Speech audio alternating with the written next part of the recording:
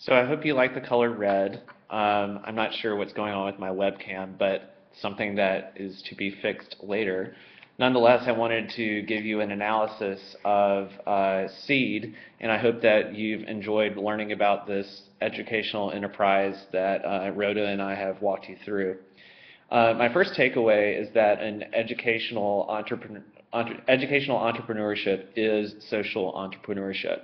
So you can try and separate those ideas into different things altogether, but really when you look at the work of Seed and Macintosh, these are very much linked together. There is social resonance for this idea and this process that Seed takes you through. And there's definitely a social purpose for the genesis of Seed and for what Seed facilitators do in their own communities once they've gone through the training seminars. The second takeaway that I have is that it's possible to take an academic idea and convert it to an organization that enacts social change. What Peggy McIntosh saw was a problem that she benefited from, privilege systems, white privilege systems. And she wrote about that in an academic setting, a white paper. And then that white paper became an organization that has since trained thousands of people and had impacts on many, many different communities. So this is an example of taking knowledge from the shelves to the selves. And that's a very consistent idea with what we do in this program with the idea of the scholar practitioner, that we're not just purely generating new knowledge for the sake of knowledge to get dusty on a shelf or to never be looked at in ProQuest, but we're hoping to enact change in our actual organizations from the scholarly work that we're also doing. Of course, we know that the shelves themselves, it's just not the shelves coming to the cells, but the cells contribute to the shelves, to the grander body of knowledge. So it is possible to take an academic idea and convert it into an organization for social change. The third takeaway that I have from looking at SEED is that it's imperative to seek out opportunities for funding. Funding are sort of the first three rules of entrepreneurship. It's important to find those organizations that have interest in your particular problem you're trying to fix. SEED has been incredibly successful in gaining funding over the years, over the past almost 30 years. And they've received funding from over 15 different foundations, most recently in 2011 securing $2.92 million from the W.W. Kellogg Foundation. So it doesn't seem as though they are letting up speed, but in order to meet the problem that exists, there has to be a robust amount of resources. So they've been very good about seeking out partnerships with those who have interest and also alleviating social inequity.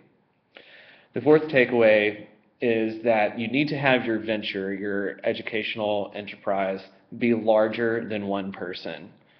Even though SEED is so tied to the work of Peggy McIntosh, it is now in a stage of its life and its growth that she is no longer directly involved in the operations of the organization. There are new co-directors, there are new associate directors, there's a robust staff. But even though it started with her idea and her work as an academic, as an activist, the organization is much more than just a cult of personality centered on one particular woman. And I think that speaks to the strength of how well the organization is run. It also speaks to the fact that McIntosh was not in it for her ego, but she truly believed in fixing the problem that was at hand. And I think that's one of the reasons why this enterprise has reached a new phase of its life that's beyond that of its founder. The last takeaway that I have is that it's really important for a successful educational enterprise to focus on the process and the problem rather than on just content. What I mean by that is SEED is all about this process, this pedagogical process for dialogue, introspection, and the alleviation of social injustice by articulating the multiple identities at work in a particular space. The problem they also are focusing on are privilege systems and the fact that difference often means hierarchies, and that can be problematic. What they are not focusing on in terms of content is, one white paper written on white privilege and male privilege. They've turned that into a process of a broader conversation, a broader introspection, and made it much bigger than just the limited nature of one thing. So again, those 5 takeaways: educational entrepreneurship is social entrepreneurship. Secondly, you can take an academic idea and convert it into an organization for social change, taking knowledge from the shelves to the cells. Third, it's funding, funding, funding. Seek out those opportunities for funding that align with the problem that you're trying to fix. Fourth, have your educational enterprise be larger than one person. And fifth, focus on the process and problem rather than on content. Thanks for listening, and I wish you all well.